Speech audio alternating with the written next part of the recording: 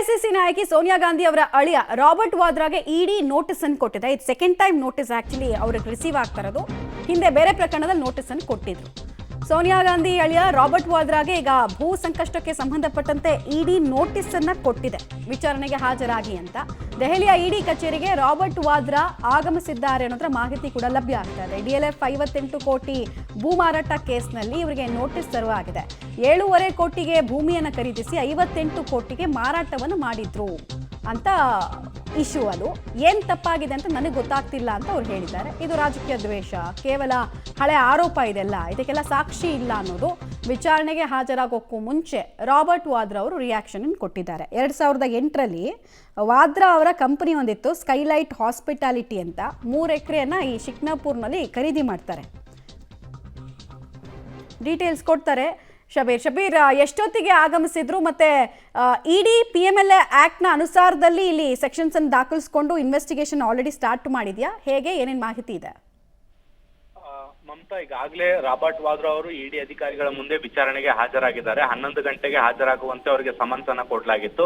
Summons ಹಿನ್ನೆಲೆಯಲ್ಲಿ ಅವರಿಗೆ ವಿಚಾರಣೆಗೆ ಹಾಜರಾಗಿರುವಂತದ್ದು.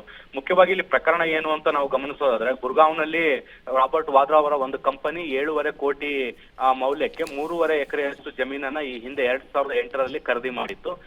ಈ ಒಂದು ಖರೀದಿಯಾದಂತ ಭೂಮಿಯನ್ನ ವಾಪಸ್ಸು DLF ಕಂಪನಿಗೆ 58 ಕೋಟಿಗೆ ಮಾರಾಟವನ್ನ ಮಾಡಿತ್ತು.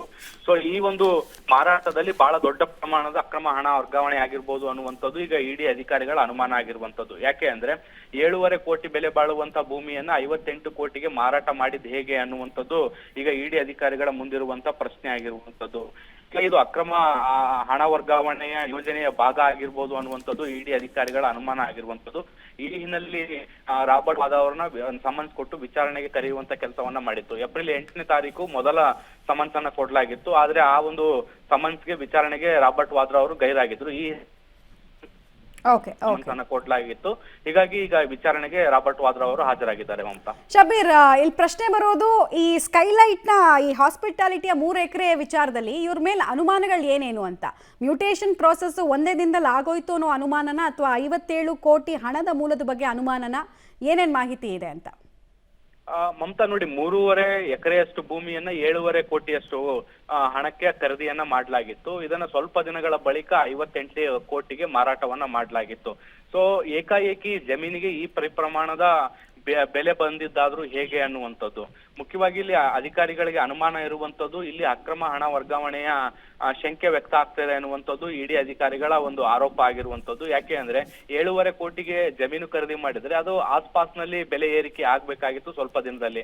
ಆದ್ರೆ ಏಕಾಏಕಿ ಸಾಕಷ್ಟು ದೊಡ್ಡ ಪ್ರಮಾಣದಲ್ಲಿ ಆದಾಯ ಏರಿಕೆ ಆಗಿರುವಂತದ್ದು ಭೂಮಿಯದು ಅನುಮಾನಗಳಿಗೆ ಕಾರಣ ಆಗಿರುವಂತದ್ದು. ಅಕ್ರಮ ಹಣ ವರ್ಗಾವಣೆ ಮಾಡ್ಲಿಕ್ಕೆ ಈ ಒಂದು ಭೂಮಿಯನ್ನ ಬಳಕೆ ಮಾಡ್ಕೊಂಡಿರ್ಬೋದು ಅನ್ನುವಂಥದ್ದು ಅಧಿಕಾರಿಗಳ ಅನುಮಾನ ಆಗಿರುವಂತದ್ದು. ಮತ್ತೆ ಈ ಒಂದು ರಿಜಿಸ್ಟ್ರೇಷನ್ ಪ್ರೋಸೆಸ್ ಗಳಿದ್ದಾವೆ, ಅವು ಕೂಡ ಬಹಳಷ್ಟು ವೇಗವಾಗಿ ಆಗಿದ್ದಾವೆ. ಹೀಗಾಗಿ ಇಲ್ಲಿ ಸಾಕಷ್ಟು ಅನುಮಾನಾಸ್ಪದ ಬೆಳವಣಿಗೆಗಳು ನಡೆದಿರುವಂತ ಹಿನ್ನೆಲೆಯಲ್ಲಿ ಅಕ್ರಮ ಹಣ ವರ್ಗಾವಣೆಗೆ ಇದು ಒಂದು ದಾರಿಯನ್ನಾಗಿ ಕಂಡುಕೊಂಡಿರ್ಬೋದು ಅನ್ನುವಂಥದ್ದು ಅಧಿಕಾರಿಗಳ ಲೆಕ್ಕಾಚಾರ. ಹೀಗಾಗಿ ರಾಬರ್ಟ್ ವಾದ್ರಾ ಅವರನ್ನೇ ಖುದ್ದು ಕರೆದು ಈ ಒಂದು ಪ್ರಕರಣಕ್ಕೆ ಸಂಬಂಧಪಟ್ಟಂತೆ ವಿಚಾರಣೆ ನಡೆಸಿ ಅಧಿಕಾರಿಗಳಿಗಿರುವಂತಹ ಅನುಮಾನಗಳಿಗೆ ಸ್ಪಷ್ಟನೆಯನ್ನು ಪಡೆಯುವಂತ ಕೆಲಸವನ್ನ ಮಾಡ್ತಿದ್ದಾರೆ.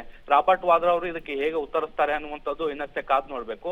ಆದ್ರೆ ಈಗ ವಿಚಾರಣೆಗೆ ಹಾಜರಾಗೋಕ್ಕಿಂತ ಮುಂಚೆ ಅವರೊಂದು ಪ್ರತಿಕ್ರಿಯೆಯನ್ನು ಕೊಟ್ಟಿರುವಂತದ್ದು, ಇದು ದ್ವೇಷದ ರಾಜಕಾರಣ, ಮತ್ತೆ ಇಲ್ಲಿ ಯಾವುದೇ ಅಕ್ರಮ ನಡೆದಿಲ್ಲ ಅನ್ನುವಂಥದ್ದು ಸ್ಪಷ್ಟ. ಆದಾಗ್ಯೂ ಕೂಡ ಯಾವುದೇ ಸಾಕ್ಷ್ಯಗಳು ಇಲ್ಲದೆ ಇದ್ರೂ ಕೂಡ ಅನಗತ್ಯವಾಗಿ ಕಿರುಕುಳ ಕೊಡುವಂತ ಕೆಲಸವನ್ನ ಮಾಡ್ಲಾಗ್ತಾ ಇದೆ ಅನ್ನುವಂತ ನಿಟ್ಟಿನಲ್ಲಿ ಅವರ ಆರೋಪವನ್ನ ಕೂಡ ಮಾಡಿದ್ದಾರೆ. ಮಮತಾ, ಆಲ್ ರೈಟ್, ಧನ್ಯವಾದ ತಮ್ಮೆಲ್ಲ ಮಾಹಿತಿಗಾಗಿ ಶಬೀರ್. ಒಟ್ಟಿನಲ್ಲಿ 2008ರ ಪ್ರಕರಣಕ್ಕೆ ಸಂಬಂಧಪಟ್ಟಂತೆ ಇಡಿ ಈಗ ವಿಚಾರಣೆಗೆ ಬನ್ನಿ ಅಂತ ಕರೆದಿದ್ದಾರೆ.